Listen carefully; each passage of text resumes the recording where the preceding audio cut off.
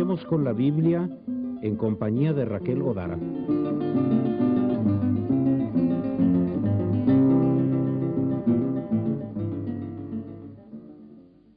Nos encontramos aquí con el periodista Edgardo Kraviecki. Buenos días, Edgardo.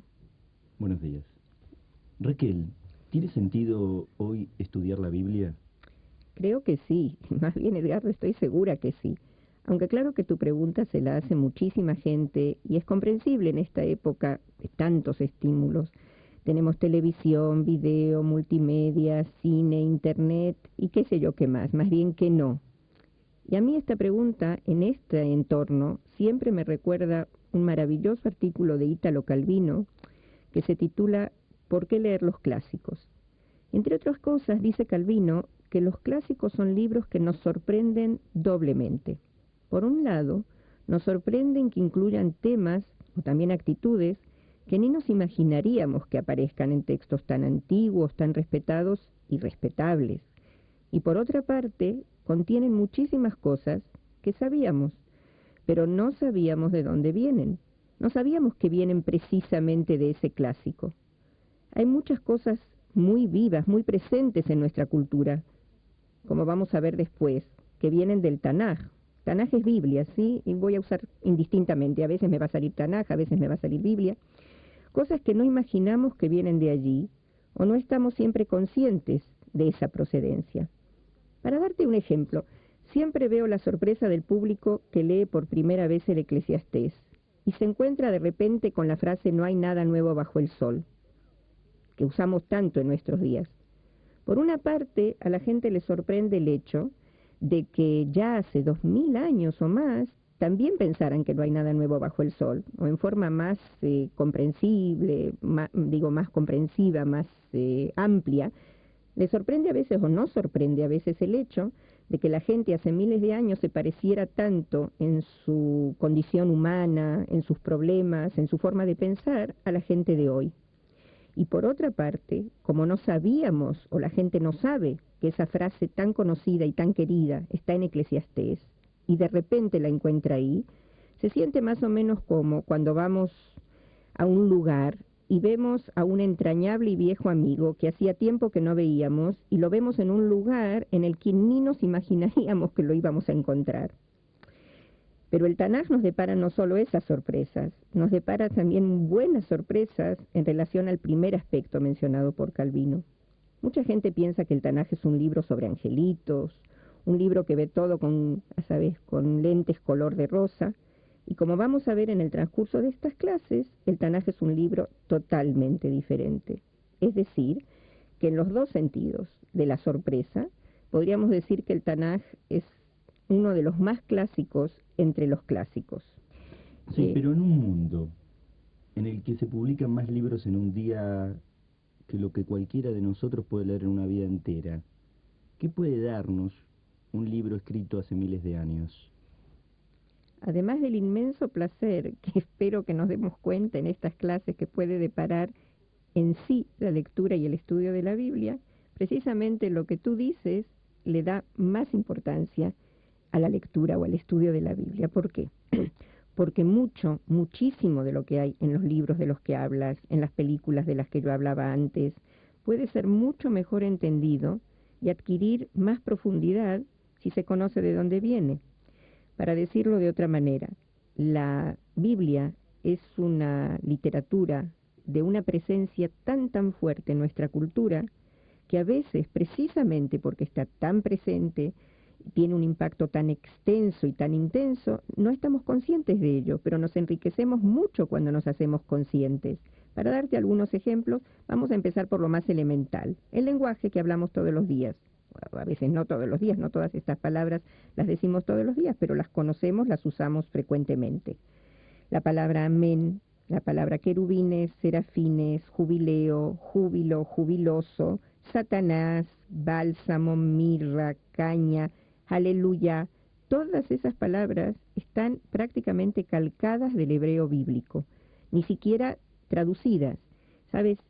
La Biblia es probablemente el libro que más ha sido traducido. Ha sido traducido a mucho más de 1000 idiomas y dialectos. incluso a cientos de dialectos exóticos en diferentes lugares de África y otros lugares muy lejanos de nuestra conciencia a veces. Y esas traducciones hicieron un favor inmenso a los lenguajes a los que fueron traducidos. Casi no hay lingüista que niegue que el alemán moderno nace con la traducción de Lutero al alemán, que el inglés moderno nace con la traducción oficial conocida con el nombre del Rey James. Estas traducciones obligaron a encontrar nuevos términos, a acuñar términos, y también introdujeron a los idiomas muchísimas expresiones idiomáticas. Te voy a dar varios ejemplos.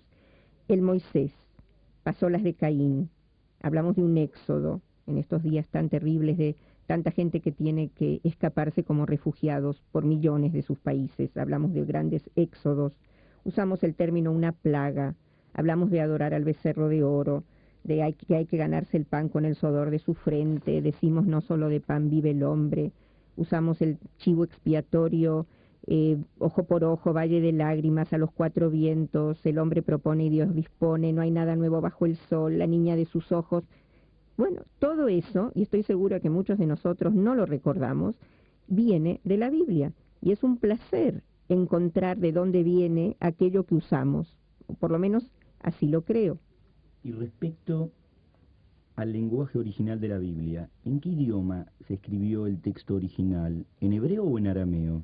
Bueno, no sé por qué hay algún error muy difundido. Mucha gente cree que la Biblia fue escrita en arameo. La Biblia definitivamente fue escrita en hebreo, con un porcentaje mínimo de arameo. En Génesis hay 2 palabras en arameo, y en el libro de Esdra y en Daniel hay arameo, pero es una parte mínima, no llega ni a 1% del texto bíblico. El texto bíblico fue escrito en hebreo. En muchos casos un hebreo tan simple que un niño que estudió en Israel, digamos, hasta el 5º o 6º año de la primaria, hay ciertas partes de la Biblia que las puede leer y entenderlas casi como si estuvieran escritas en el idioma que él habla. Partes del Génesis, el libro de Ruth. Es nuestro hebreo, el texto bíblico. Bueno, pero ahora sí, yéndonos del tema de la influencia lingüística, ¿qué otras huellas dejó el Tanaj en nuestra cultura? Bueno, si nos fuéramos, por ejemplo, al campo del arte, podríamos pasarnos horas y horas detallando, incluso tú y yo que no somos expertos en arte, para mencionar solo lo más descollante. Miguel Ángel en la Capilla Sixtina. Fuera de la Capilla Sixtina, sus famosas esculturas de Moisés y de David. Muchísimos cuadros de Rubens. Y quizá el caso más impresionante en la historia de la pintura es el de Rembrandt, que de alrededor de más de 2.200 obras que creó, más de 700 son explícitamente sobre motivos bíblicos y con nombres bíblicos. Y si los vamos de las artes plásticas a la literatura, bueno, El paraíso perdido de Milton, Al este del paraíso de Steinbeck, José y sus hermanos de Thomas Mann, el Fausto de Goethe, que está inspirado en el libro de Job, y algo que muy pocos lectores de español conocen, y es una lástima porque es un libro muy importante, creo, el Abel Sánchez de Miguel de Unamuno. Y bueno, si empezáramos a enumerar aquí, nos cansaríamos y aburriríamos a nuestros oyentes. Ahora, por ejemplo, si vamos al teatro, hay tantos dramas basados en la Biblia que también sería exhaustivo enumerarlos. Por ejemplo, una obra basada en la historia de Esther se presentó en el Teatro de Venecia en 1558 y ante la Corte de Moscú en 1672, pero hay unos ejemplos quizá exóticos, pero hay innumerables ejemplos. En la música sabemos de una ópera como Sansón y Dalila, todas las cantatas de Bach, los oratorios de Händel y hasta los famosos spirituals negros de los que hablaremos después. Quizá para resumir esta parte de la influencia en el lenguaje, en la cultura, en la literatura, te voy a contar una anécdota, no es una anécdota, es un hecho histórico que me parece sumamente instructivo. Cuando los nazis suben al poder en Alemania en 1933, una de las primeras medidas que quieren tomar es sacar la Biblia, en especial el Antiguo Testamento, de las escuelas y incluso de las iglesias. Y un cardenal católico, Faulhaber, que no era un gran amigo de los judíos y que no hizo absolutamente nada para defender a los judíos de su época, sale a finales de 1933 con un sermón sumamente valiente en defensa de la Biblia. es decir, oponiéndose totalmente a los ataques en contra de la Biblia. Y dice desde el púlpito lo siguiente: si repudiamos del Antiguo Testamento y lo excluimos de nuestras escuelas, debemos abominar de nuestros clásicos alemanes y borrar muchas frases del idioma alemán. En fin, debemos desechar la historia cultural de nuestra nación. Y si saltamos de 1933 a 1995, vemos que el 18 de diciembre de 1995 el Time le dedica la portada y el artículo central de su ejemplar a la Biblia y a todos los descubrimientos arqueológicos relacionados con ella, porque supone que interesan, como ellos mismos lo dicen, a 3.000 millones de habitantes de este mundo. Y tampoco quizás sea casualidad que este año, en 1996, un autor llamado Jack Miles ganara el premio Pulitzer en Estados Unidos en la categoría de biografías por un libro al que llamó Dios, una biografía. Y es un libro en el que analiza el desarrollo literario del concepto de Dios en la Biblia. ¿Por qué el libro es tan vendido? ¿Por qué tiene tanto éxito? No solo porque es un buen libro, sino porque, como él mismo dice, Dios es el personaje literario de más fuerte presencia en Occidente. Lo que pasa es que para unos es un personaje ficticio y para otros es de realidad, ¿no? Bueno, claro, fíjate bien que lo llama personaje literario, dejando librado a la creencia de cada uno si es un personaje real que aparece en la literatura o es un personaje imaginario. Pero lo interesante, creo que es lo más interesante en esto, es que también los que niegan a Dios, o cuando se niega a Dios, el Dios en el cual se piensa es el Dios de la Biblia. Se tiene en mente la idea de ese Dios. Para imaginar otras ideas de Dios, las de los dioses paganos o las ideas de las religiones orientales, hay que hacer un esfuerzo intelectual consciente que normalmente no hacemos. Cuando decimos que la gente cree en Dios, que no cree en Dios, que se hacen encuestas sobre Dios, es tácito, nos referimos tácitamente al Dios de la Biblia. La abrumadora mayoría de la gente, cuando habla de Dios afirmando o negando su existencia, alabándolo o quejándose de él, por ejemplo, la famosa pregunta tan terrible, ¿de dónde estaba Dios durante la Shoah, durante el Holocausto?, es una pregunta que se refiere al Dios que está omnipresente en las páginas del Tanaj, porque, como dice el mismo Miles, en realidad somos inmigrantes del pasado, somos todos inmigrantes de ese pasado. Dice Miles así: que Dios haya creado a la humanidad, hombre y mujer, a su propia imagen, eso es cuestión de fe, pero que nuestros antepasados lucharon durante siglos para perfeccionarse a la imagen de Dios, es un hecho histórico de indudable impacto en Occidente. Hoy vivimos en una sociedad secular, es cierto, pero incluso la fe que se perdió tiene efectos que perduran. Yo te voy a decir algo que recuerdo de Bloch, un marxista, precisamente marxista, humanista, escribió un libro muy largo y muy importante que se llama La teología de la esperanza. Y él dice así, que la Biblia en modo alguno se ha agotado y que el mismo ateísmo la usa. Y todo movimiento ateo, dice él, al leer la Biblia, encuentra en él hacia dónde ir y el porqué de la vida. Es decir, es impresionante que un marxista hable de esa manera, pero no es el único. Y los efectos que la Biblia tuvo, no necesariamente son siempre religiosos, como vamos viendo. Muchas veces, y para mucha gente, quedó únicamente su sentido ético. Por ejemplo, si me refiero otra vez a lo que dice Miles, todos sabemos, pero ahora no citándolo a él, todos sabemos que la idea, no siempre puesta en práctica, pero siempre o casi siempre defendida y profesada, de que todos los hombres son iguales, está íntimamente relacionada a la creencia de que todos fuimos hechos a imagen y semejanza de Dios. Y si te detienes un momento a examinarlo, te vas a dar cuenta que es una frase usada por muchísima gente que no cree en Dios, o que es agnóstica o que es decididamente atea. Y aunque hoy muchos creamos de que se trata de un relato simbólico, esa creación o imaginario, el hecho es que fue ese relato, ese mito, el que cautivó a Occidente, y no los mitos racistas, germánicos o eslavónicos. Y no por nada dice Churchill sobre el Decálogo que se trata del salto más grande en la historia moral de la humanidad. Te puedo agregar algo más actual. Un profesor de ciencias políticas de la Universidad de Princeton, llamado Michael Walzer, publicó hace varios años un libro que se llama Éxodo y Revolución, que felizmente fue traducido al español, y en una buena traducción. Lo recomiendo de verdad con mucho entusiasmo. Walzer hizo una investigación sobre el movimiento de liberación de los negros en la década de los 50 en el sur de Estados Unidos. Y cuando llegó a los centros de ese movimiento, que estaban en las iglesias, se da cuenta de que los pastores usan para mover a las masas, para convencerlos de que deben luchar por sus derechos, usan el texto del libro de Éxodo, la historia de la salida de Egipto. Y entonces decide ir a estudiar y fijarse si ese texto tuvo una influencia directa en otras revoluciones de Occidente. Y llega a la conclusión, para él asombrosa, que desde el siglo XIV en adelante no hay una revolución libertaria en Occidente que no se refiriera a la historia de la salida de Egipto, que no tomara a Moisés como ejemplo, etc. Incluso un marxista norteamericano que publica en la década del 20 un libro sobre Marx y lo llama Moisés el Rojo. El autor es Lincoln Stephens.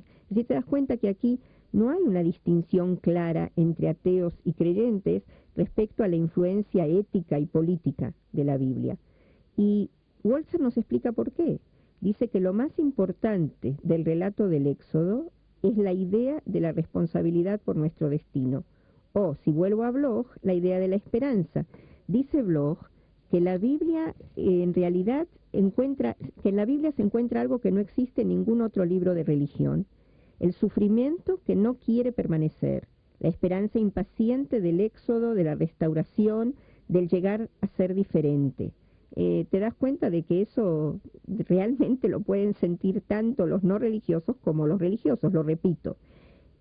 Por eso quizá en el siglo XIV ya John Wycliffe, uno de los precursores de la Reforma, dijo: la Biblia es el libro del pueblo, para el pueblo, sobre el pueblo.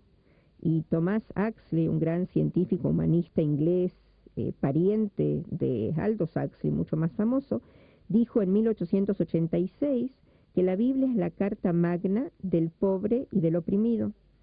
Y no en balde, un dueño de plantíos de Carolina del Sur dijo 50 años antes, en 1833, que todo amo que inste a sus esclavos a leer la Biblia entera debe ser confinado a un manicomio. Y si hablo de un tipo nada humanista en Carolina del Sur en 1833, te cuento algo con respecto a una dama claramente racista de Atlanta, uno de los estados más racistas de Estados Unidos, que Neil Simon dice que es un hecho verídico, pero bueno, vamos a ponerlo en duda su veracidad, pero es interesante. Una señora de alta sociedad, como te digo, en 1942, cuando un batallón del ejército americano está en un cuartel cercano a su casa, y ella quiere invitar a unos soldados a cenar en su casa el Día de Acción de Gracias. Llama al cuartel y dice: por favor, mándenme 10 soldados a la cena, pero que no sean judíos. Bueno, a las 8 de la noche suena el timbre, abren la puerta y aparecen 10 soldados negros. ¿Te imaginas el asombro, por no decir otra cosa, de la señora? Y dice: disculpen, pero yo creo que aquí hay un error. Y los soldados le contestan: no, señora, el sargento Rabinovich nunca se equivoca. Bueno, y regresando a aquel mundo tan raro del nazismo, tan raro y tan terrible, después de que te dije todo esto, quizá podamos entender por qué Baumler, se puede pronunciar Baumler o Boimler, un intelectual nazi, y había lamentablemente muchos intelectuales en el movimiento nazi, quizá uno de los temas que más nos deben preocupar sobre la humanidad es cómo tantos intelectuales se plegaron ávidamente al movimiento nazi cuando todavía no era obligación, es decir, lo apoyaron, lo difundieron. Bueno, este intelectual dijo así: el judío representa no solo al judaísmo, sino también a las fuerzas contra las que lucha el nazismo, el legado del monoteísmo, el racionalismo crítico y el humanismo. Por lo tanto, el judaísmo es el demonio que se hizo visible y el enemigo primordial de Alemania. Es una lucha de vida o muerte. Se trata de él o de nosotros. Y para resumir esto, quizá lo que más, lo mejor, lo más adecuado, sea citar a Goethe, otro alemán, que dijo: mi creencia en la Biblia ha presidido mi vida y mi literatura.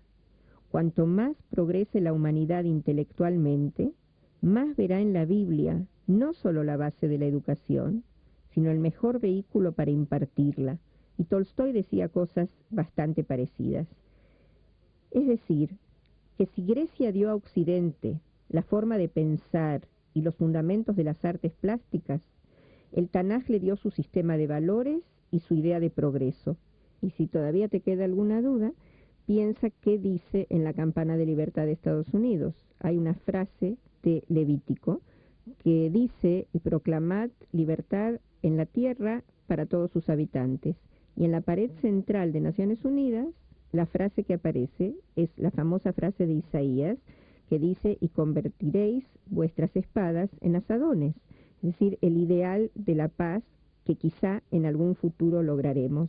Bueno, te repito, la Biblia está tan presente en nuestra cultura que no nos damos cuenta, y siempre me hace acordar eso a aquel personaje de Molière que dijo que recién a los 40 años me doy cuenta de que toda mi vida hablé prosa. Nosotros hablamos Biblia, pensamos Biblia, sentimos Biblia y ni siquiera nos damos cuenta. Creo que si queremos saber por qué juzgamos como juzgamos, por qué tenemos los juicios éticos que tenemos y por qué aspiramos a lo que aspiramos, vale la pena en realidad que conozcamos de dónde viene todo esto. Podemos concluir a partir de lo que estás diciendo que el judaísmo, desde tiempos bíblicos, está a la cabeza de la modernidad. Yo lo diría de otra manera, diría que la Biblia, vía judaísmo o vía las iglesias. Probablemente el impacto en Occidente fue más a través del cristianismo, la lectura en las iglesias, los spirituals de los que hablábamos antes. Piensa otra vez en ese spiritual famosísimo que dice: deja ir a mi pueblo. ¿Qué significa? Significa: no debemos aceptar seguir siendo esclavos, debemos tratar de que los esclavos se liberen. Es decir, unos hablarán de progreso, otros hablarán de subversión, y en realidad no hay pocos que han llamado a la Biblia un libro subversivo. Y esto me hace acordar quizá algo que vino a mi mente antes cuando hablábamos de ateos o creyentes, y la cuestión es si siempre la división es tan clara, y si es tan clara incluso para el que se llama a sí mismo de una manera u otra. Te voy a contar un pequeño relato que a mí me pareció simpaticísimo, de una autora mexicana que se llama Ángeles Mastretta, cuyo libro se llama Mujeres de ojos grandes. Y en uno de los cuentitos breves que trae, que parece que se refieren todos, según lo dice ella, a mujeres de su familia, cuenta de una tía que ya a una edad muy temprana decidió ser libre pensadora y prácticamente atea. Y decide casarse con un hombre de su misma concepción de mundo y educar a sus hijos en esa misma concepción. Tienen 3 hijas y realmente las educan así. Y cuando una de las hijas es joven, algo así como 16 o 17 años, se encuentra con un misionero evangelista que realmente la convence y la convierte al evangelismo. Ella, con ese ímpetu de conversión que tienen siempre, de proselitismo que tienen siempre los nuevos conversos, llega con su madre y también la quiere convertir. Y la madre le contesta: hija mía, yo que nunca creí en la religión verdadera, ¿voy a pensar ahora o voy a creer ahora en otra religión? ¿Te das cuenta dónde pasa aquí la línea divisoria entre el que cree y el que no cree? Y digamos que se entiende este impacto del Tanaj sobre la cultura en que vivimos nosotros hoy. Fue tan importante que una persona culta debería estar más consciente de todo esto de lo que se supone. Pero, ¿por qué forzarnos a estudiar un texto que parece muchas veces incomprensible y, perdonar el sacrilegio, terriblemente tedioso? No es ningún sacrilegio, es una pregunta que se oye mucho, y enseguida voy a tratar de explicarte por qué pensamos que es aburrido o por qué se piensa que es aburrido, y voy a tratar de por lo menos darte una probadita de que no es aburrido. Ándale. Pero antes que eso quiero contarte algo, si estamos hablando de gente culta. Una señora que de repente enriquece, hace por primera vez un viaje a Israel. Regresa a su país en América Latina y le cuenta muy emocionada a una de sus amigas que el país es precioso. Pero dice, lo que más me gustó son dos cosas, el lago de Tiberíades y el mar de Galilea. Y la amiga le dice, mira, discúlpame, pero son sinónimos. Dice, sí, pero uno es mucho más sinónimo que otro. Y ahora que hablamos de gente culta, pasamos a si el texto es aburrido o no. Mira, vuelvo a Ítalo Calvino. Ítalo Calvino dice que los libros clásicos se hicieron clásicos, los atesoramos, los guardamos, porque nos llevan a un encuentro con nosotros mismos. Y Borges, en un precioso poema que se llama Israel, dice que la Biblia es el espejo de cada rostro que sobre él se inclina. Amos Oz, un gran autor israelí, dice que aquellos textos que se hicieron clásicos son textos que nos dan algo así como un indulto. Nos muestran, ¿cómo te diré?, que aquellos rincones oscuros que todos tenemos en nuestra personalidad no son defectos particulares nuestros, cosas sombrías de las que tenemos que avergonzarnos, sino parte constitutiva del ser humano en sí. O como él dice, los monstruos, que también somos nosotros, pasan un proceso de demonstrización en los libros clásicos. Y por eso son textos que provocan algo así como una catarsis cuando sabemos leerlos. Y eso explica por qué en los últimos años tantos psicólogos están redescubriendo la Biblia. Para mí fue muy interesante que en uno de mis últimos viajes a Argentina tuve 2 encuentros con 2 grupos diferentes de psicoterapeutas, psicoanalistas. Sé que no hay que mezclar entre estos nombres, pero me disculparán. Y no soy profesional y a veces confundo entre psicólogos y psicoanalistas. Y les vuelvo a pedir perdón. Y en estos grupos hay un interés inmenso por ciertas visiones que el Tanaj tiene del alma humana. Finalmente se están dando cuenta que si los mitos griegos son muy importantes para entender mucho del alma humana, la Biblia no lo es menos. Y quizá algunos motivos que no resaltan en los mitos griegos están muy, muy fuertemente presentes en la Biblia. Por ejemplo, toda la relación entre los hermanos, desde Caín y Abel, pasando por Jacobo y Esav, Raquel y Lea, indudablemente José y sus hermanos, los hijos de David, toda la rivalidad, los celos, por otra parte quizá el afecto profundo que está por debajo de lo aparentemente hostil o de lo sinceramente hostil. Siempre me viene a la memoria algo muy emocionante que me dijo un alumno jovencito de 18, 19 años en la Universidad de Tel Aviv, que me dijo, mire Morá, mire maestra, siempre supe que la Biblia era un libro importante por lo que dice para el ser humano, lo que le quiere enseñar al ser humano, pero ahora me doy cuenta de que es más importante todavía por lo que dice sobre el ser humano. Y realmente esa observación me pareció una observación muy inteligente, porque la Biblia conoce los celos, el odio, el amor, el deseo de venganza, la generosidad, el rencor, etcétera, etcétera.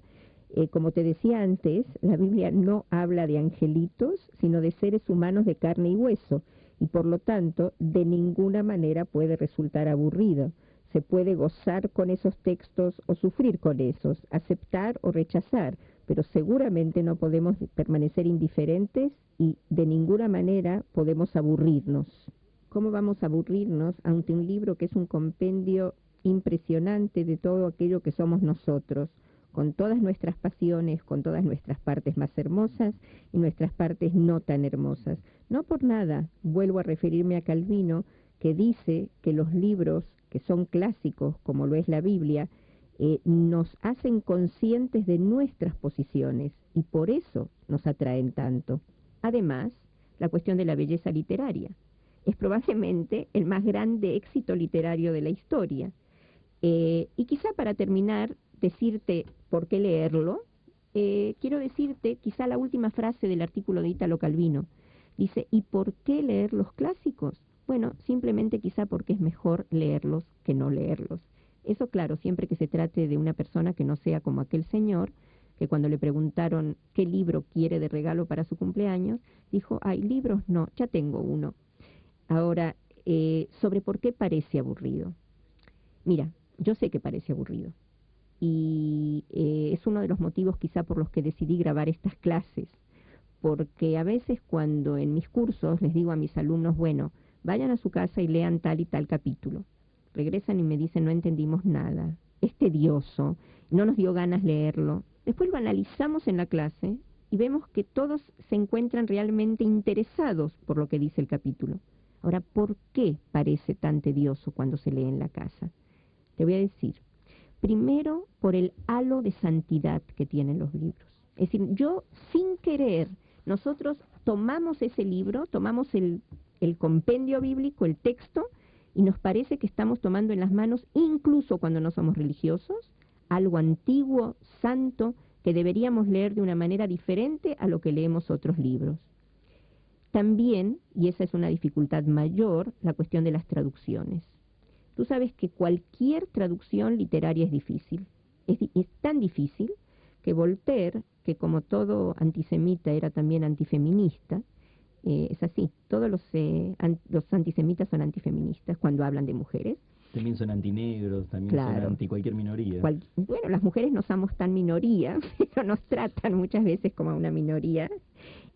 Voltaire dijo, y aunque no estoy de acuerdo definitivamente con parte de lo que dijo, estoy de acuerdo con la otra parte, con lo que dice sobre las traducciones. Voltaire dijo que las traducciones son como las mujeres. Si son lindas, no son fieles, y si son fieles, no son lindas. Sobre las traducciones tenía razón.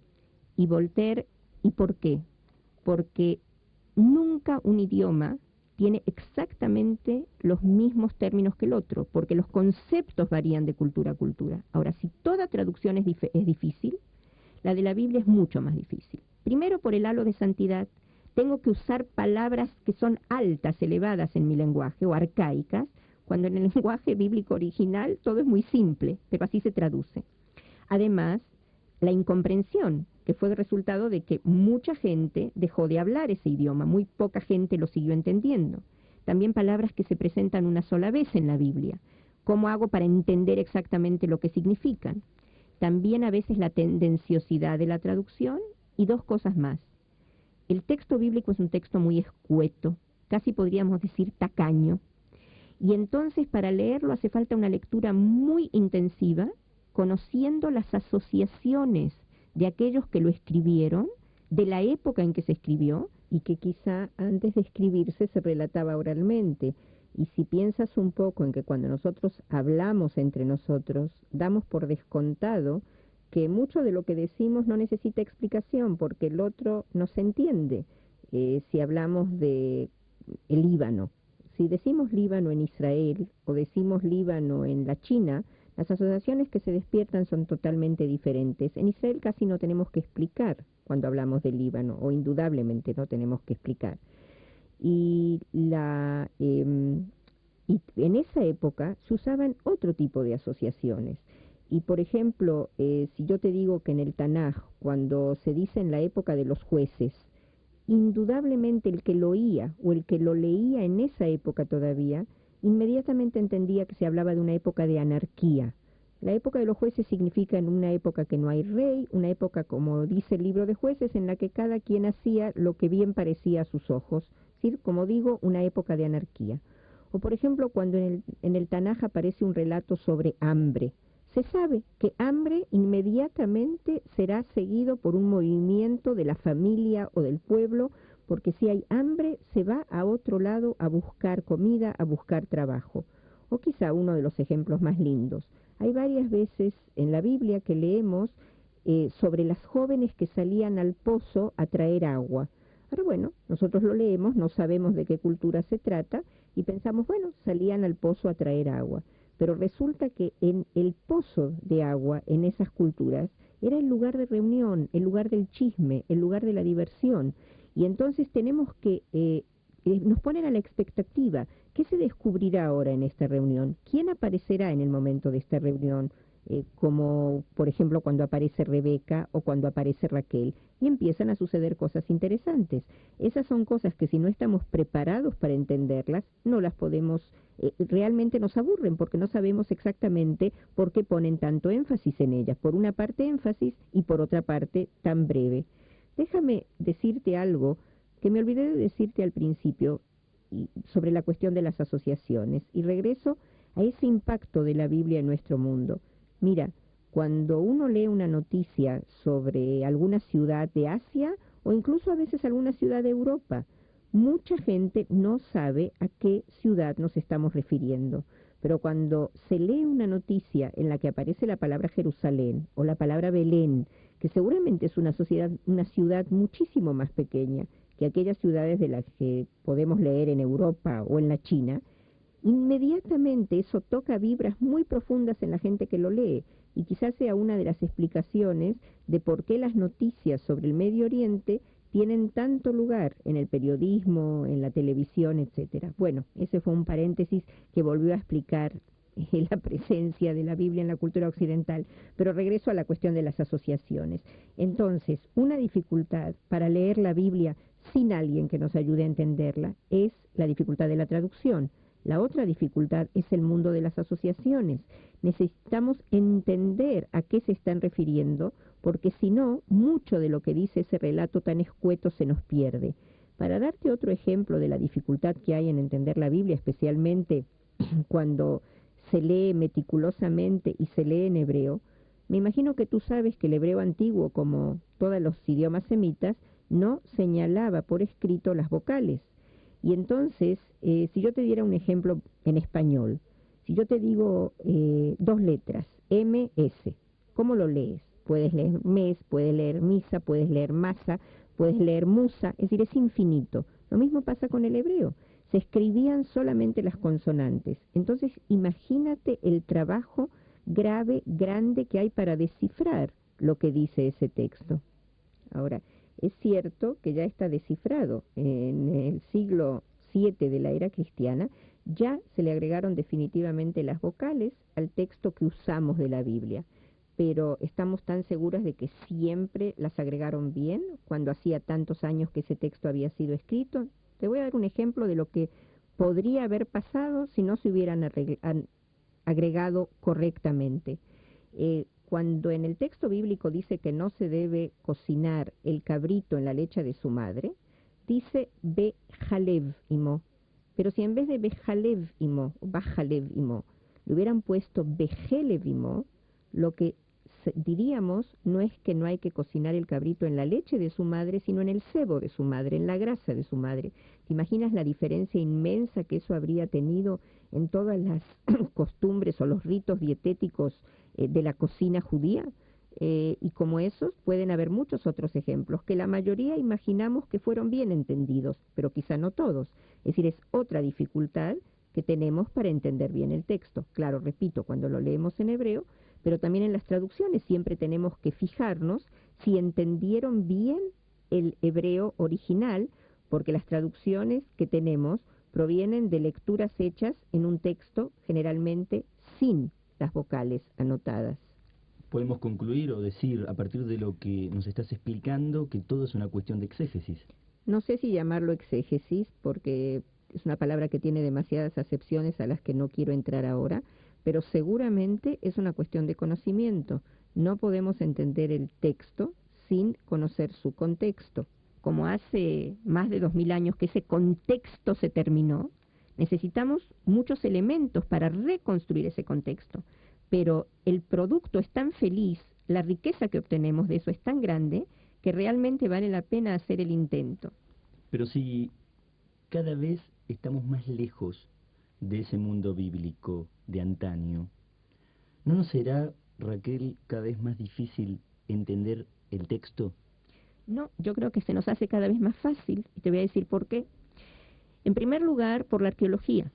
Es decir, muchas cosas que era difícil entender, hoy a través de la arqueología, y en especial a través de los descubrimientos de documentos de la época, de Mesopotamia, de Egipto, documentos que se van descubriendo en especial desde fines del siglo pasado cada vez más, podemos entender muchísimas cosas que antes nos eran oscuras. Te voy a dar un ejemplo. Si en la Biblia dice, cuando habla en el libro de Éxodo, sobre cuál es el castigo para el dueño de un buey que embiste a un hombre y lo mata. El buey embistió al hombre y lo mató. ¿Cómo se castiga al dueño? Bueno, no te voy a dar todas las especificaciones, pero terminando la ley dice que eso es lo que se hace, haya el buey embestido al padre o haya embestido al hijo. Ahora, muchas veces nosotros nos preguntamos, muchísimos intérpretes se preguntaron, ¿por qué esta especificación?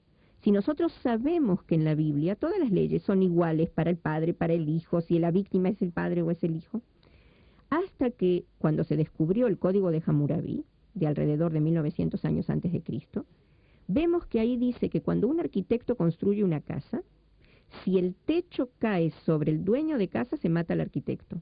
Pero si cae sobre el hijo del dueño de casa y se muere, se mata al hijo del arquitecto. Quiere decir que lo que la Torá te está diciendo acá es la responsabilidad de siempre, el que va a pagar por la culpa, es siempre el responsable del acto, y no alguien de su familia, en lo que sería una extremización terrible de ojo por ojo. Ahora te doy un ejemplo de cómo la arqueología puede ayudarnos a entender más de lo que sabíamos antes. También podemos pensar en que lo que nos ayuda muchísimo hoy son todas las nuevas técnicas de análisis literario. Felizmente, grandes científicos del análisis literario se dedican en los últimos años a trasladar su conocimiento al análisis bíblico. Uno de los que recibió el premio de Israel este año es Meir Sterenberg, un profesor de la Universidad de Tel Aviv, gran crítico literario de renombre internacional, que uno de los temas que más le interesan es el análisis literario de la Biblia, así como Robert Alter y Yair Zakovitz, y ellos nos descubren una riqueza de contenido y de instrumentos o de vehículos artísticos en la Biblia que nos permiten hoy entenderla muchísimo mejor. Te voy a dar un ejemplo. Si nosotros vemos en la Biblia que dice que Jacob trabajó 7 años por Raquel y le parecieron como pocos días por el gran amor que le tenía. Y eso es prácticamente todo lo que dice sobre el amor de Jacob a Rachel. Pero te das cuenta que sobre un hombre que trabaja 7 años por una mujer a la que no tiene, si todavía no la recibió, a lo mejor si se la hubiera recibido se habría cansado más rápido, pero trabaja 7 años sin recibirla y le parecen como pocos días, te das cuenta que la fuerza emocional que hay ahí es traducida hoy en día, o sería traducida, a películas larguísimas en Hollywood, a novelas de la extensión de Un José y sus hermanos de Thomas Mann. Pero para entender que ahí hay una fuerza emocional grandísima, hay que saber leerlo. No puedes leerlo como ves la televisión sin detenerte. Tienes que compararlo con otros lugares en la Biblia, en los que no hay esa descripción, con otros lugares en textos antiguos. Esas comparaciones son las que nos abren el camino a una mejor comprensión hoy. Mira, Hermann Gunkel, uno de los más grandes científicos de la Biblia, alemán, murió en la década de 1930, dijo que la Biblia, así como la literatura antigua, no sabía describir las emociones y que quizá no sentían como sentimos hoy. Hoy sabemos que eso es un absurdo. Si te hablo de Jacob y Rachel, o te hablo de los celos terribles de Caín por Abel, o te hablo de una historia que quizá es una de las sorpresas de las que te hablaba antes. Amnón, hijo de David, viola incestuosamente a su hermana Tamar. La forma dramática, pero escueta, pero quizá por lo escueta tan dramática, en la que la Biblia nos cuenta esa historia terrible de una hermana que deposita toda su confianza en su hermano, y su hermano, haciéndose el enfermo, usando una estratagema realmente cínica, la hace traer, la viola y después la desecha. Lo que a él le parecía amor, resulta que no era amor, sino era nada más que un enamoramiento apasionado, era un tipo de amor del que dice yo amo las naranjas, pero las amo para comérmelas, y después tiro la cáscara. Y es lo que Amnón hace con Tamar, el dolor de ella, el llanto que se describe, pero todo eso en menos de 15 líneas.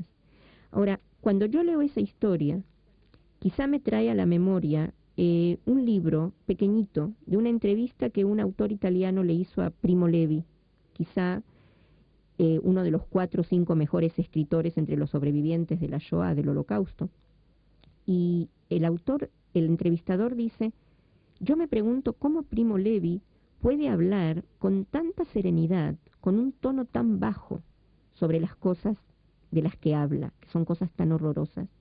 Dice, y después de oírlo, llegué a la conclusión de que habla en un tono tan moderado o tan bajito para que el grito salga de nosotros. Y yo creo que eso es lo que hace la Biblia. No grita ella. La forma en que lo cuenta, si lo sabemos leer, nos hace gritar o reír o sentir o amar o odiar a nosotros.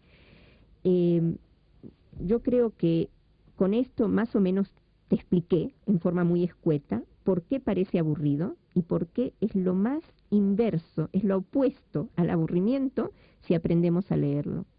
Ese opuesto puede ser el placer. Me estoy refiriendo a un placer intelectual. Y esto me permite entender y nos permite a todos ver todo lo que estuviste explicando hasta ahora con un sentido determinado. ¿Cuál es el sentido que tiene la Biblia para un judío secular, por ejemplo? Antes de responderte, quiero decirte que no es solo un placer intelectual, es indudablemente también un placer estético y un gran placer emocional. Y ahora la pregunta sobre el judío laico. Tiene un gran sentido para el judío laico o el judío secular estudiar el Tanaj. En primer lugar, porque el Tanaj es, sin lugar a dudas, el factor constituyente del pueblo judío. Toda la cultura judía no es sino un desarrollo orgánico de los gérmenes que se encuentran en el texto bíblico, claro, a través de interpretaciones diversas, de círculos diferentes, en diferentes épocas, pero todas refiriéndose a la Biblia. Nuestras festividades, nuestras ceremonias, nuestra relación con la tierra de Israel, todo eso tiene su origen en la Biblia. La Biblia es el texto amalgamador del pueblo, puedo decir tanto en el sentido vertical, es decir, que une a todas las generaciones, como en el sentido horizontal. ¿A qué me refiero con sentido horizontal? Une a todas las partes del pueblo judío de hoy, incluso cuando están en discordia unas con las otras. Por ejemplo, los sionistas y los ultraortodoxos antisionistas se basan en la Biblia. Los reformistas y los ortodoxos, cada uno tiene su propia interpretación, pero ¿de qué? De la Biblia. Cada uno fundamenta en la Biblia sus respectivas posiciones. Podríamos decir incluso que no se puede entender a fondo la política de Israel ni la vida actual del pueblo judío sin conocer la Biblia. Mira, te voy a decir algo que a mí me duele muchísimo, que en los últimos tiempos muchos judíos basan su identidad en la memoria de la Shoah, del Holocausto. Es como si la Shoah se hubiera convertido en un sustituto de los textos fundantes de nuestra cultura. Y esto a mí me parece una verdadera tragedia. A pesar de que soy investigadora de la Shoah y me dedico a enseñarla y me parece muy importante entenderla, por otra parte creo terrible que se convierta en la base de nuestra identidad. Mira, no me parece que se pueda construir una identidad sana, una identidad que dure, sobre bases tan negativas. Y además, es bueno que recordemos que la Shoah es algo que nos hicieron a los judíos, no algo que nosotros hicimos. Para construir una identidad positiva me parece indispensable basarnos en algo que nosotros hicimos y en algo positivo que nosotros hicimos, y creo que hay muchísimo de eso.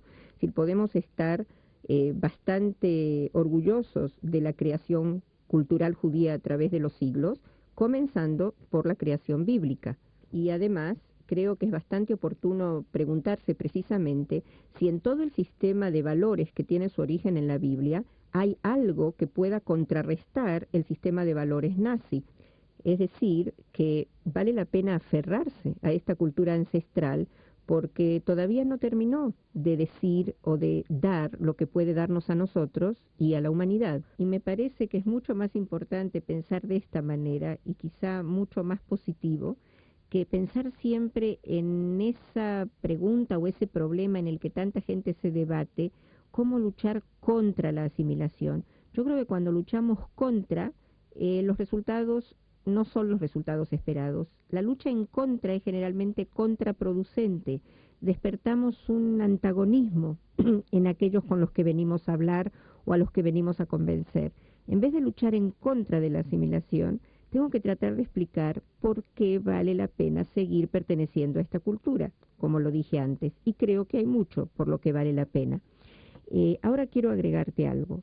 Estamos viviendo en Israel muy poco tiempo después del asesinato de Rabin.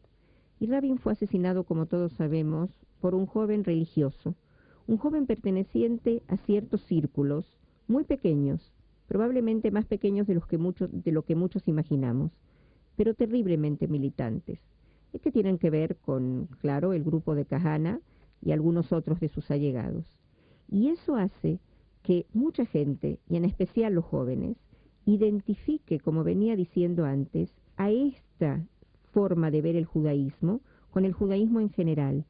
Y yo creo que es una obligación nuestra mostrar que el judaísmo tiene muchísimos otros textos, muchísimas otras actitudes, muchísimas otras posiciones, y que esta gente se dedica a hacer una selección terriblemente tendenciosa, terriblemente negativa, de los aspectos más racistas y más ultranacionalistas que también pueden encontrarse, pero que no son sino una mínima parte de los textos, y que podemos elegir textos completamente diferentes. Textos que hablan de universalismo, de la igualdad de todos los seres humanos, de los valores que están por debajo o que cimientan los ideales democráticos, etc. Lo que, en otras palabras, estoy tratando de decirte es que conocer los textos no quiere decir aceptar todo lo que dicen, quiere decir conocerlos para poder seleccionar. Algunas partes nos encantarán, nos atraerán, las justificaremos, otras partes las rechazaremos, nos enojarán, discutiremos con ellas. Conocerlo, repito, no quiere decir aceptar todo. Y hay algo más implícito en lo que estoy tratando de transmitirte, que los textos no son monopolio de un sector determinado del pueblo, sea cual fuere.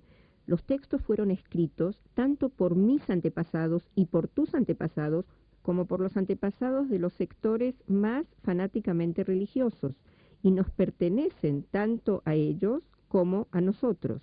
Es decir, que así como ellos tienen la libertad de interpretarlo a su manera y de acuerdo a su visión, nosotros tenemos también la libertad de interpretarlo de nuestra manera, porque van a ser significativos para nosotros solamente si encontramos en ellos algo que nos hable a nuestras mentes y a nuestros corazones con nuestra mentalidad de hoy en la cultura de hoy. Y quizás así logremos deshacernos de esa sensación que muchos tenemos de vivir en un cierto exilio de nuestras propias fuentes. Sabemos que esas fuentes son nuestras, sabemos que hay ahí símbolos con los cuales nos relacionamos prácticamente en forma inconsciente quizá, pero no los conocemos, nos sentimos lejanos de ellos, y por eso hablo de una sensación de exilio, estar lejos de aquello que sentimos que es nuestro, de aquello que sentimos que deberíamos estar en contacto más intenso con ello. Quiero, para resumir esto, decirte que así como no me imagino que pueda haber franceses cultos que no conozcan a Voltaire, o ingleses cultos que no conozcan a Shakespeare, me asombro constantemente de la cantidad de gente culta, judíos cultos, que no conocen absolutamente nada de sus fuentes. Y me parece que esta es una situación que de alguna manera tenemos que contribuir a cambiar. Y hay algo más. Regreso a eso de que el Tanaj es un texto amalgamador en nuestra cultura. Si queremos tener la capacidad de dialogar con diferentes sectores del pueblo, de dialogar entre diferentes sectores del pueblo, no hace falta estar de acuerdo, definitivamente, pero hace falta que tengamos un vocabulario común, si no, ni siquiera podemos discutir. Y para tener ese vocabulario común es imprescindible conocer nuestras fuentes antiguas. Me preguntabas antes si hay algunos que saben leer mejor. Y me imagino que lo que quisiste decir o a lo que te referías es si los religiosos pueden tener una mejor comprensión de la Biblia o los laicos, porque de eso veníamos hablando. Y yo quiero hacer hincapié en algo. Así como los textos son muy diversos, los ortodoxos son muy diversos. Es decir, cuando hablamos de religiosos hablamos de reformistas, conservadores y ortodoxos. Pero también dentro de la ortodoxia la gama es amplísima. Yo te quiero decir que yo tengo profesores de judaísmo en las universidades, mis mejores maestros, Gran parte de ellos son religiosos, pero son muy serios hombres de ciencia que analizan los textos en forma absolutamente abierta, con una comprensión muy argumentada y muy bien fundamentada de su análisis. Su vida es religiosa, su análisis es un análisis científico. Tenemos también, desde el punto de las posiciones políticas, tienes mucho extremismo entre judíos religiosos, pero también tienes un movimiento pro paz religioso, quizá hay dos, Oz ve Shalom, y algo parecido al Shalom Achshav, a la paz ahora religiosa. Es decir, no podemos hablar de todos los religiosos juntos, pero con respecto a la comprensión de la Biblia, quiero decirte algo que quizá te sorprenda. El común denominador de los sectores religiosos no conoce bien la Biblia. ¿Por qué? Por dos motivos. En primer lugar, porque en las yeshivot, es decir, en los centros de alto estudio religioso, no se estudia la Biblia. En las yeshivot sionistas modernas sí, pero es una innovación. En las yeshivot ultra ortodoxas no se estudiaba la Biblia y no se estudia. Con el tiempo vamos a tratar de entender por qué. ¿Qué hacen todo el día? Estudian Talmud, estudian la interpretación, Talmud y las interpretaciones rabínicas posteriores de la ley judía. Se ocupan mucho más de la ley como se fue elaborando a través de los siglos. Y estudiar el Talmud es mucho más difícil que estudiar la Biblia y se puede pasar una vida entera. Además hay una cosa muy simpática. Hay algunos judíos muy religiosos que cuando terminan de estudiar una hoja del Talmud, y el Talmud se estudia por páginas, es muy difícil, rezan para que Dios les ayude a olvidarse esa hoja, para volver a tener nuevamente el descubrimiento como si estuvieran revelando por primera vez las verdades que tiene esa hoja cuando la vuelvan a estudiar. Sí. Y hablas de revelar, y generalmente quienes tienen ideas extremas en lo religioso se creen poseedores de una verdad literal y absoluta, cuasi revelada, pero no precisamente por Kodak o ACFA u otras empresas. ¿Todos los ortodoxos ven en el Tanaj una verdad revelada? Sí, pero quiero volver un momentito atrás. Quiero decirte que incluso, que no me vayas a entender mal, el hecho de que el Tanaj, la Biblia, no se estudie en las yeshivot, no quiere decir que los religiosos en su casa, algunos no lean el Tanaj. Muchos lo leen. Pero hay un problema con esa lectura, y es que es una lectura con intermediarios. ¿Qué quiere decir con intermediarios? No toman el texto como tal, no lo leen en forma literal, sino que ya traen a la lectura o sus hábitos religiosos que tienen en la casa desde pequeños, y junto con esos hábitos, los intérpretes religiosos a través de todas las generaciones. Te voy a dar dos ejemplos. Uno sobre una ley. Tú sabes que en casas religiosas jamás se mezcla carne con leche, y en muchos casos, y cada vez más, hay medidas extremas como tener bandejas separadas en los lavadores de platos, es decir, y hay un cuidado tremendo en esta separación de carne y leche. Ahora, si tú vas a leer en la Torá, en la Biblia, en el Tanaj, lo que dice sobre esta separación, todo lo que dice es que no hay que cocinar el cabrito en la leche de su madre. No habla de que no se puede comer junto. Indudablemente no habla de que se tienen que tener dos vajillas separadas. Todo lo que dice es no cocinarlo, pero se repite 3 veces. La interpretación tradicional es que se repite 3 veces, porque una vez significa no cocinarlo junto, la otra vez significa no comerlo junto, y la otra vez significa evitar cualquier tipo de mezcla. Pero eso no es lo que dice el texto. Ahora, si tú lo vas a leer, o yo lo voy a leer, voy a decir, bueno, el texto dice claramente 3 veces lo mismo, que no se puede cocinar el cabrito en la leche de su madre. Como el religioso ya llega a leer el texto después de que desde recién nacido sabe que hay que separarlo, cuando lo ve 3 veces, entiende que en ese texto dice las 3 prohibiciones que él está acostumbrado a respetar. Ese es un tipo de lectura no literal. Yo te voy a dar otro ejemplo. Tú sabes que, no sé si sabes que hace algo así como un año, hubo un escándalo muy grande en el Parlamento de Israel, en la Knesset, porque Pérez osó criticar una de las conductas de David. Es decir, cuando David comete adulterio con Betsabé y después manda matar al marido de Betsabé.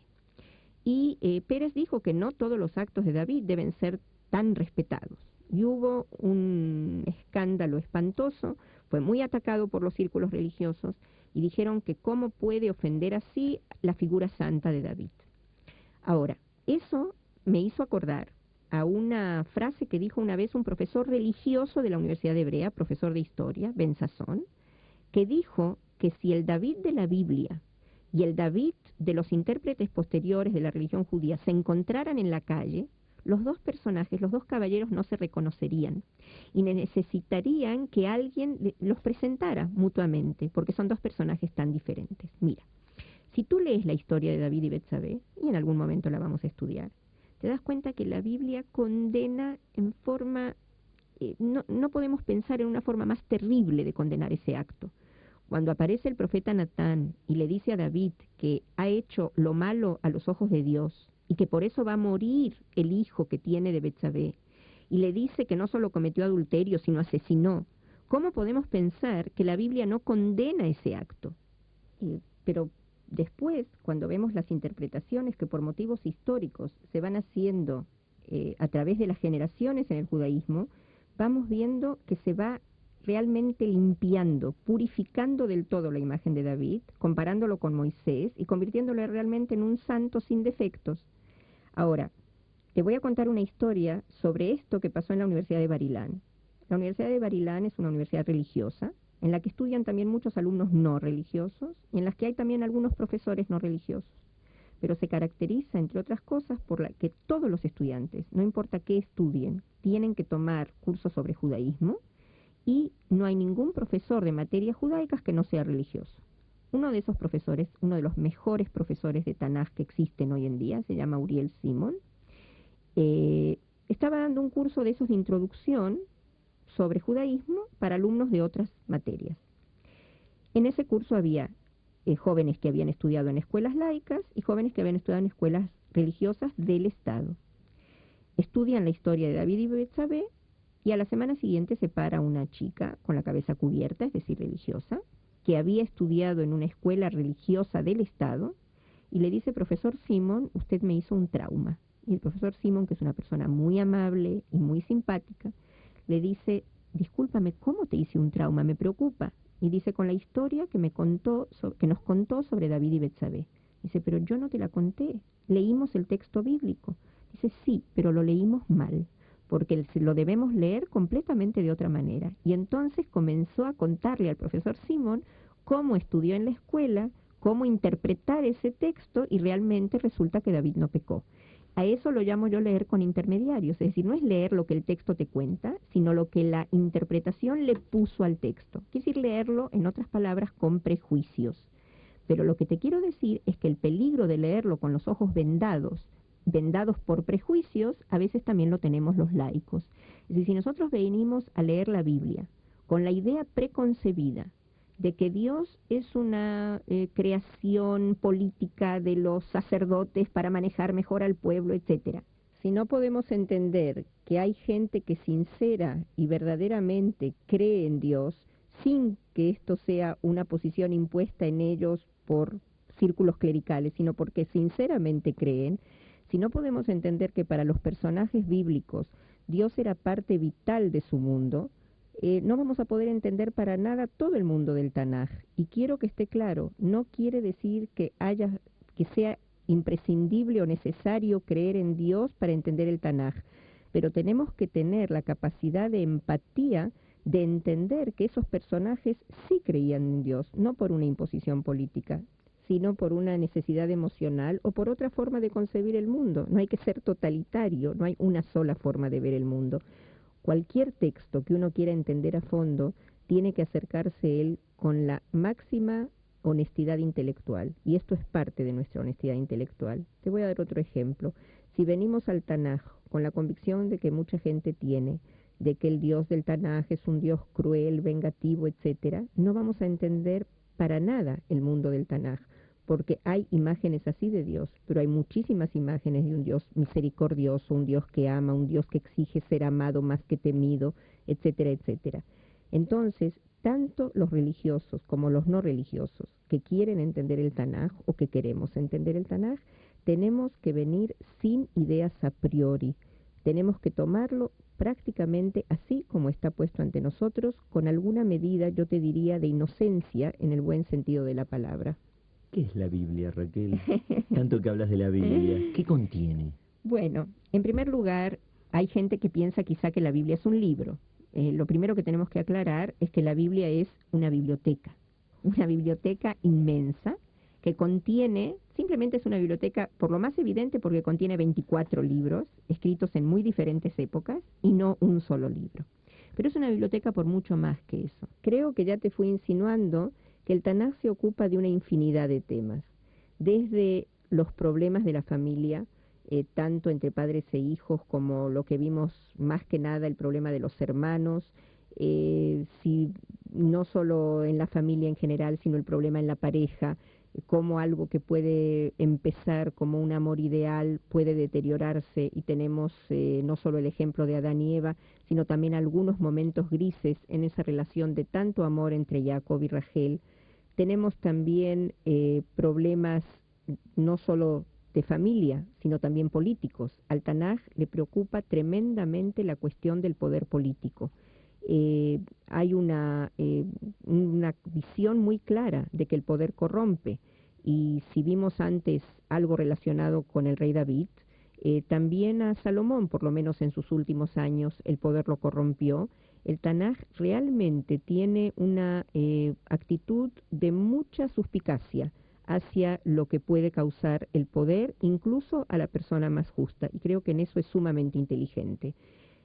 Pero también se ocupa incluso de dar consejos comerciales, por ejemplo en el libro de Proverbios, y se ocupa también de algo extraordinario como lo es la crítica de las propias ideas del Tanaj en el libro de Kohelet. Kohelet, Eclesiastés, que es quizá lo más cercano que uno puede imaginar a ciertas posiciones del existencialismo moderno, se cuestiona acerca de todo lo que el Tanaj nos dice. En este momento no importa cuáles son las respuestas, y han sido interpretadas de decenas de maneras diferentes, pero importa que se permite cuestionarlo. En el Tanaj indudablemente encontramos uno de los más maravillosos poemas de erótica, como es el Cantar de los Cantares, y claro que si lo leemos otra vez con los ojos vendados de las interpretaciones posteriores, lo vamos a leer como una alegoría de amor entre el pueblo judío y Dios. De paso, eso te dice que las imágenes eróticas en sí no son negativas, porque si no, no se habrían aplicado a la alegoría de la relación del pueblo judío con Dios. Si quieres un detalle encantador de este tipo de interpretaciones, te puedo decir que cuando en el Cantar de los Cantares se habla de los bellos senos de la amada, la interpretación tradicional dice que esos senos son las 2 tablas de la ley, o Moisés y Aarón. Bueno, pero eso fue un paréntesis para retornar a lo que quiere decir leer el Tanaj con interpretaciones a priori.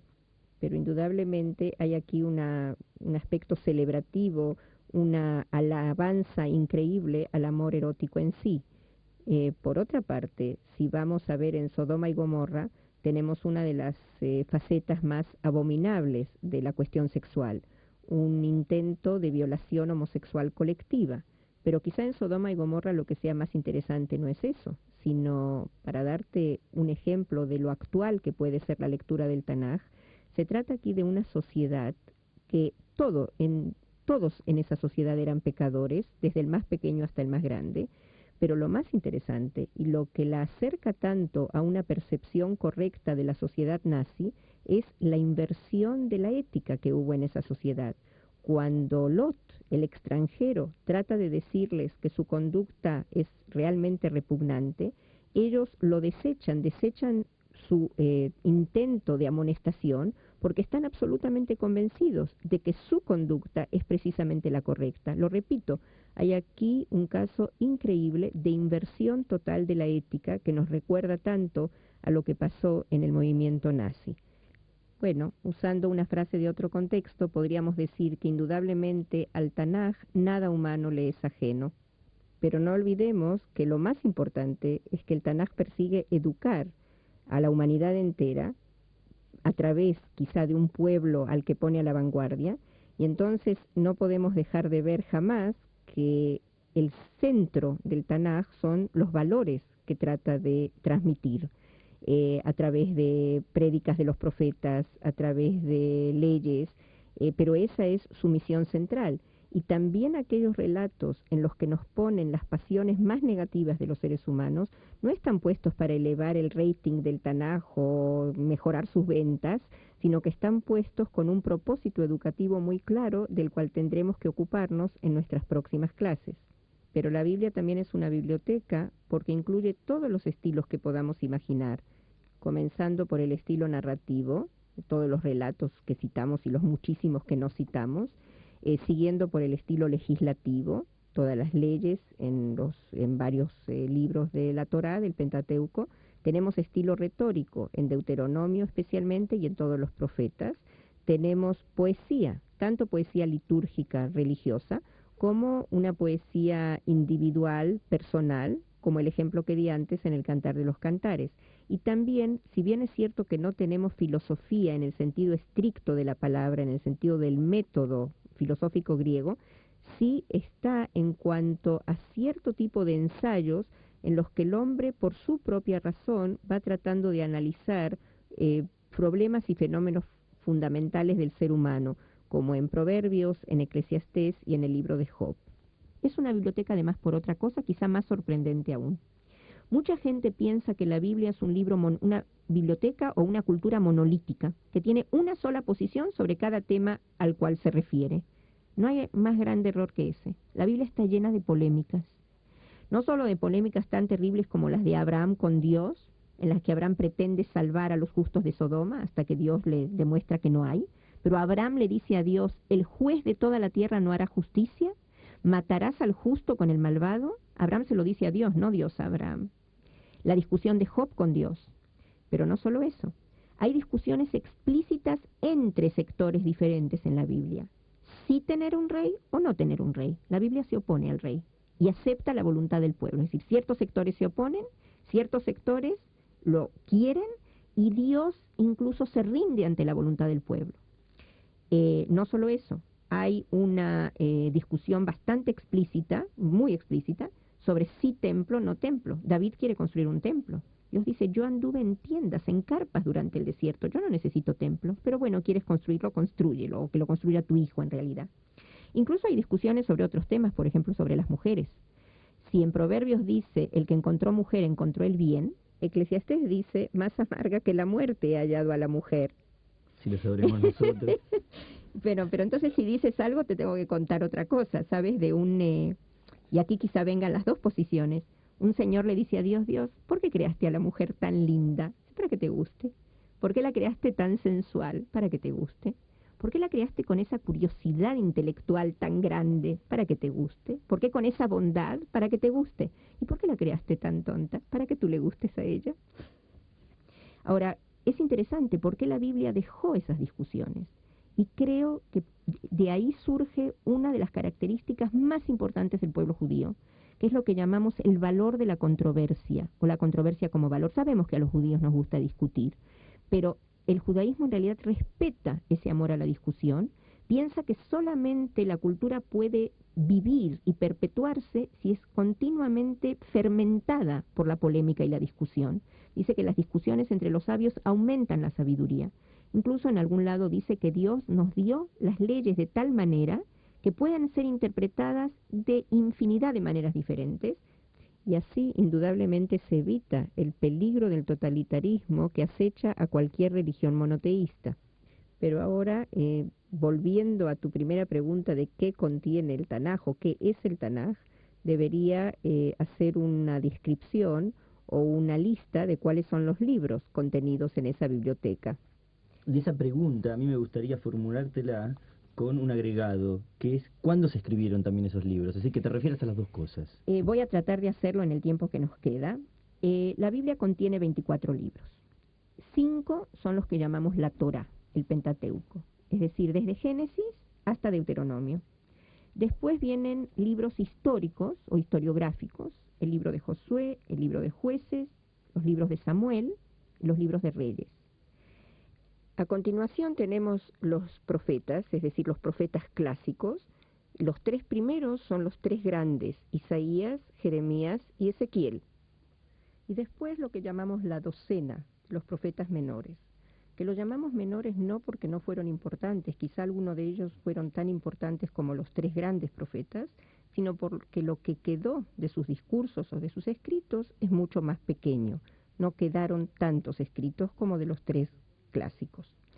Y después, por último, tenemos la parte de los ktuvim, escritos o como se suelen llamar técnicamente agiógrafos, que incluyen libros de muy diverso tipo, salmos, que es poesía litúrgica, proverbios, que es literatura de la sabiduría, así como Job, el Cantar de los Cantares, Ruth, Lamentaciones, Eclesiastés, Esther, Daniel, Esdra y Nehemías y Crónicas. El orden por el que te los describí es el orden del texto hebreo. En las traducciones no judías vamos a encontrar un orden diferente, pero para darte realmente cómo está el original, este es el orden del original. Preguntar quién los escribió es una trampa, porque nunca vamos a saber quién escribió la mayoría de esos libros. Pero ¿cuándo se escribieron? Yo ahora no voy a entrar en todo el detalle de cuándo se escribieron. Sabemos que las posiciones de la tradición religiosa y de la ciencia son diferentes. De acuerdo a la tradición religiosa, los 5 libros del Pentateuco fueron entregados por Dios a Moisés en el acto de revelación en el monte de Sinaí. Es decir, hablaríamos de alrededor de 1250 o 1300 años antes de Cristo.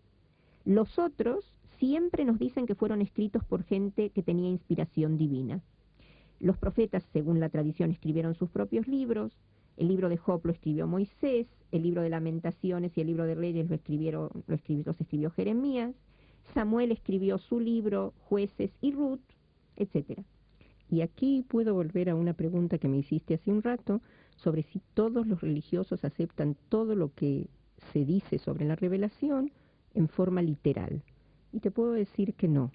Es decir, todos creen que en el Tanaj y en la Torá en especial está presente la revelación divina, pero interpretan de muchísimas maneras diferentes qué significa esta presencia de la revelación divina. Hay un libro excelente de Abraham Yoshua Heschel, lamentablemente este no está traducido, según creo, al español, que trata de todas las interpretaciones que se dieron a través de la historia de la religión judía, de la tradición judía, a qué significa que la Torá fue dada desde el cielo. Y como vas a ver, cuando también hablemos de la Torá en sí, del Génesis, hay quien dice que toda la Torá fue entregada por Dios a Moshe de una sola vez en el monte de Sinaí. Pero hay quien dice, por ejemplo, que solo los 10 mandamientos le fueron entregados, es decir, las tablas de la ley, y que todo lo demás es una elaboración hecha por Moshe. Y hay quien dice también que en realidad Dios nunca habló, porque no podemos concebir a un Dios como el Dios de la Biblia hablando con voz humana, sino que lo que ocurrió aquí fue que los seres humanos sintieron una inspiración divina y trataron ellos mismos de poner en palabras el producto de esa inspiración, que no fue puesta en palabras determinadas por Dios. También dicen, ¿por qué pensar que Dios entregó todo de una vez? A lo mejor lo fue entregando en forma paulatina, de acuerdo al desarrollo de la humanidad o de acuerdo al desarrollo del pueblo. Es decir, son tan numerosas las actitudes hacia lo que significa la verdad revelada, que no podría decirte que todos lo creen en forma literal. Depende mucho de cómo definamos literal. Indudablemente hay interpretaciones absolutamente fundamentalistas que toman la palabra revelación divina, monte de Sinaí, a pie juntillas, y hay interpretaciones que se alejan bastante del sentido literal de la palabra, que todo fue entregado por Dios en el monte de Sinaí, es decir, de esa idea.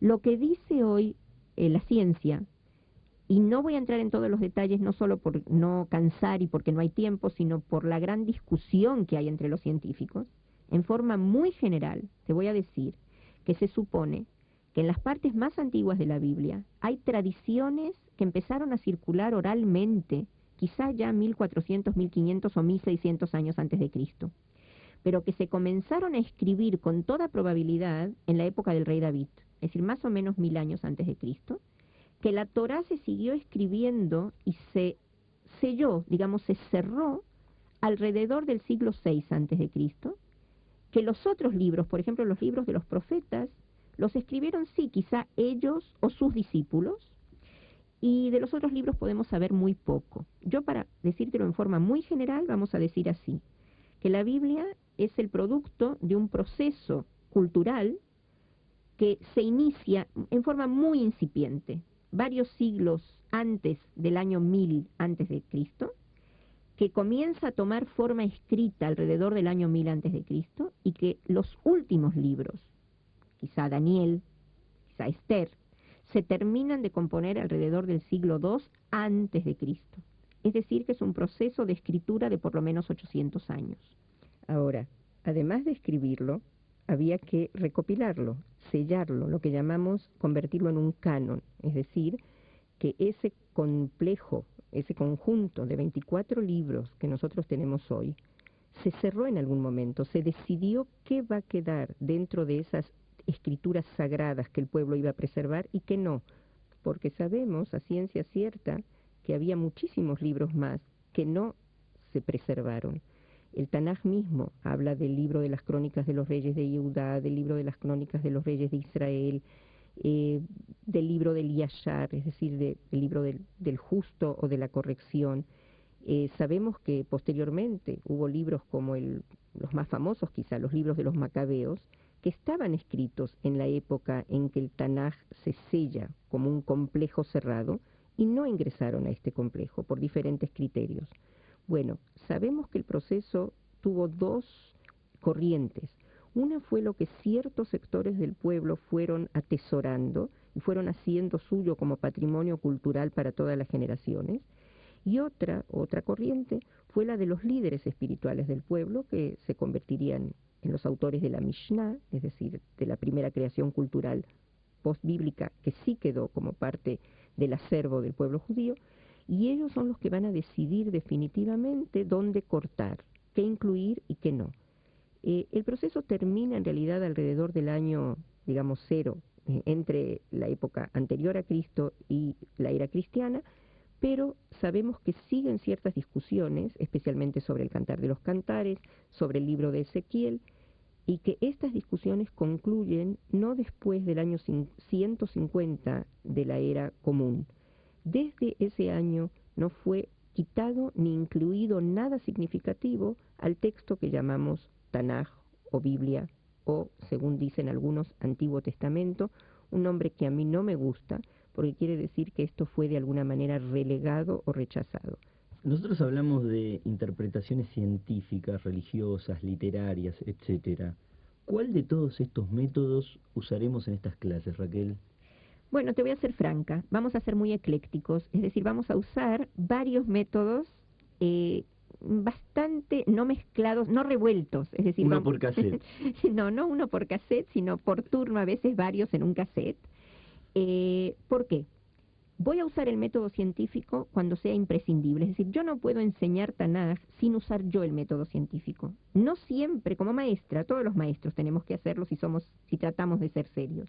No siempre tenemos que transmitir eso al alumno, pero muchas veces es importante transmitirlo sin hacerlo pesado, porque a veces no podemos entender lo que dice el texto o por qué lo dice, si no entendemos la base histórica, el contexto del cual hablábamos antes. Te voy a dar un ejemplo. Hay una ley terrible en la Torá que dice que cuando un hijo se rebela contra sus padres, contra uno de sus padres, el padre y la madre lo tienen que sacar a la plaza pública, acusarlo ante los jueces lo tienen que juzgar, si deciden que de verdad se rebeló, lo tienen que lapidar, lo tienen que matar a pedradas, y eso es promovido por los padres. Ahora sabemos aparentemente que en la época bíblica nunca pasó, pero ¿por qué está la ley? No solo eso, sabemos que en el Talmud prácticamente esa ley no la pueden cancelar, pero le dan una interpretación tal que deja de ser efectiva. Hoy podemos entenderla, quizá, porque parece que se ha comprobado que en las culturas de la época el hijo era propiedad absoluta del padre, es decir, del pater familias, que era dueño y señor de toda su progenie, de su mujer, de sus hijos, etcétera. Y el Tanaj viene a enseñarnos precisamente que no, que el hijo es un ser humano con todos los derechos de todo ser humano y protegido por la ley como todo ser humano. Y entonces vemos que el sentido de la ley bíblica no es mata a tu hijo cuando te desobedece, sino precisamente no tienes derecho a matarlo sin juicio. Pero con un método educativo muy inteligente, trata de ir desarraigando esas costumbres terribles de la antigüedad paulatinamente. Y entonces dice, llévalo a juicio. Y seguramente se pasa la ira, el padre y la madre tienen que ponerse de acuerdo, etcétera, y al final no se lo mata. Entonces necesitamos a veces la ciencia. Eso es para lo que yo digo generalmente que tenemos que leer la Torá, la Biblia en general, perdón, no solo el Pentateuco, con lentes bifocales. Por una parte tenemos que situarnos en la época en que fue escrita y con un foco de los lentes. Y solamente con el otro foco, después de eso, preguntarnos cómo lo entendemos nosotros hoy. Ahora, además de la interpretación científica, me interesa muchísimo la interpretación tradicional judía. Desde los midrashim, es decir, las interpretaciones alegóricas educativas más antiguas, hasta las interpretaciones religiosas de hoy. Te voy a decir por qué. Primero, porque ellos realmente tenían muy buen puesto, según creo, esos lentes bifocales de los que hablo. Se situaban en el contexto histórico porque estaban cerca de él y sabían, o creo que atinaron, al espíritu de la ley bíblica y al espíritu en parte de los relatos bíblicos. ¿En qué sentido? Ellos, te voy a dar un ejemplo, sabían que la Torá no podía prohibir completamente la esclavitud porque en el mundo agrícola, en el mundo económico en que se vivía, hubiera sido imposible convencer incluso a un grupo pequeño de gente que dejara completamente de lado la institución de la esclavitud. Estamos hablando de un tiempo en el que Platón, por ejemplo, decía que los esclavos son máquinas parlantes y en el que tenemos una famosa discusión entre sofistas de si en una lancha que se está por hundir, en un bote que se está por hundir, hay un caballo y un esclavo y hay que tirar a uno de los dos, ¿a quién se tira? Y no importa cuál es la solución, lo que importa es que está la pregunta, algo que no podría existir en la visión bíblica. En esa época, venir y desarraigar por completo la institución de la esclavitud hubiera sido absolutamente imposible. ¿Qué hace la Torá? Comienza a poner limitaciones muy serias a esa institución.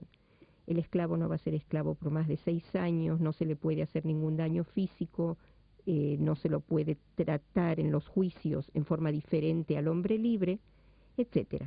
El Talmud entiende de eso que la Torá quiere terminar con la institución de la esclavitud y hace lo posible por medio de interpretaciones de la ley para que en el judaísmo deje de existir esta institución. Es decir, entiende de dónde parte la Torá y hacia dónde quiere ir. Y yo creo que esa es una comprensión que nos puede ayudar muchísimo hoy también. Te voy a dar un ejemplo contrario, para que no pensemos que siempre el avance es lineal y que todos entienden hoy mejor lo que está escrito en los textos antiguos. Cuando fue la gran discusión en el siglo XIX en Estados Unidos entre esclavistas y abolicionistas, uno de los eventos quizá más vergonzosos para nosotros es que un rabino, y debo decir no un rabino ortodoxo, sino un rabino de la corriente liberal reformista, se puso del lado de los esclavistas, porque dijo que la Torá permite la esclavitud.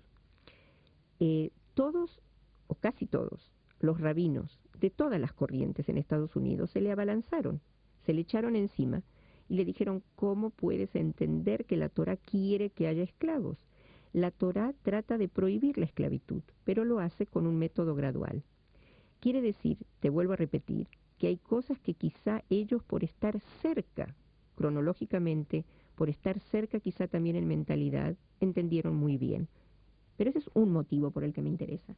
El otro motivo es que a mí me interesa no solo la Biblia, sino que me interesa qué hizo el pueblo judío con la Biblia y qué le hizo la Biblia al pueblo judío.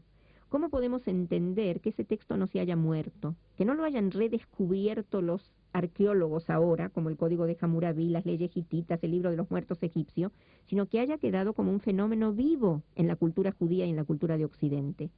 Creo que en gran parte se debe no solo al contenido tan impactante del texto, sino a la forma en que fue interpretado, reinterpretado, actualizado, etcétera, a través de las interpretaciones. Pero también vamos a usar en lo que podamos aquellas interpretaciones psicológicas serias que tenemos a nuestra disposición Y vamos a usar también técnicas de análisis literario moderno, que son quizá las que más nos acerquen hoy a nosotros a la comprensión de la Biblia. Pero lo más importante de todo, para estudiar bien la Biblia, y eso es lo que vamos a tratar de hacer acá, y recuerdo cuál es el nombre de la serie, Dialoguemos con la Biblia, es que nosotros nos hablamos al diálogo con la Biblia. Que no solo nos preguntemos qué dijo tal intérprete o el otro intérprete, qué dice la ciencia, qué dicen los críticos literarios, etcétera, sino que nos preguntemos antes que nada qué dice el texto, que nos encontremos directamente con el texto. Pero para eso, como digo, tenemos que estar abiertos al diálogo. Nosotros sabemos que cuando queremos leer una obra seria de literatura o ver bien un cuadro, un gran cuadro, tenemos que participar en la lectura o en la visión en forma activa, en forma intensa. Mira, quizá el mejor ejemplo sea la música. Si tú tomas una partitura y no tienes quien te la toque, la partitura queda muerta. Ahora, si la toca Daniel Barenboim o la toca Ashkenazi o la toca cualquier otro pianista que te guste a ti, la interpretación no es igual, porque a la partitura se le agrega quién es Daniel Barenboim, quién es Ashkenazi o quién es Marta Argerich. Cada uno trae a esa creación su vitalidad, su experiencia personal. Como dice Amos Oz, si queremos ver bien una puesta de sol en un cuadro, tenemos que traer al cuadro todas nuestras puestas de sol, si no, no lo estamos viendo. Como dijo una vez una alumna mía en un curso, tenemos que ser co-creadores del texto y no solo coproductores. Con cuidado, no trayendo nuestros prejuicios al texto, sino trayendo el texto hacia nosotros y ver qué despierta en nosotros. Mientras no sintamos que despierta algo dentro de nosotros, es que no estamos leyendo bien el texto. De todos los métodos interpretativos que vamos a usar, ese es el más importante. Y si logramos hacerlo como se debe, si logramos de verdad dialogar en serio con el texto, dedicarle el tiempo que el texto se merece, creo que vamos a poder entender, sin que nadie nos lo tenga que explicar, por qué este texto tuvo el impacto que tuvo sobre sus lectores a través de las generaciones. ¿Por qué los llevó a comprometerse con él, ya sea en forma religiosa, en forma ética, en forma cultural o incluso por aquel placer del cual hablabas hace un rato? Y con este compromiso mutuo o este compromiso triangular entre nosotros, ustedes y el texto, nos despedimos hoy. Bueno, vamos a seguir recreando en la próxima clase y nos despedimos dialogando con la Biblia y con Raquel Odara. Muchas gracias.